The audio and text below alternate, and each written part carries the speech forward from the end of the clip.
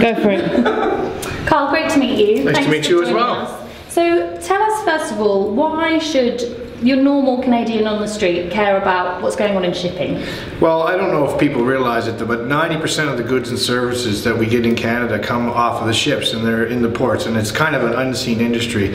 And it's important because as Canadians, I think it's important to us to make sure that we lift the level for all people that are working. And all too often, what happens in this industry is that the workers are marginalized, and even on the border of slavery type of situation for these workers that are under incredible pressure. They're at sea and they're alone and they're isolated, and it's very tough for them to get representation. So that's what we do in the ITF. We get up those gangways and make sure that the conditions on these ships are at least at a minimum standard, so it's acceptable to Canadians across the board.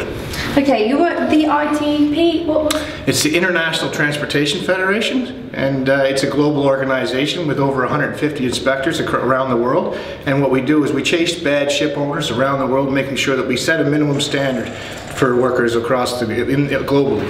Okay, so besides that obviously important work, what are you doing to raise awareness with normal people about shipping? Well, I think what we have to do is continue to use tools that we have, and media like yourself.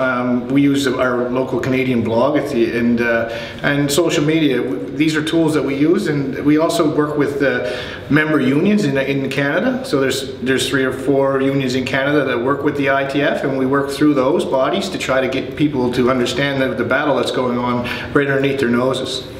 So if you had 20 seconds to tell a normal Canadian this is why you should care about shipping, what would you say? I think it's important that we set a standard in Canada, and I think people care. And I think for the average Canadian, I don't think they understand what's going on out there. So my analogy is that if I was driving around in my car and it was the conditions of the ship, the police would arrest me and stop me. So I think that value is something that Canadians will understand.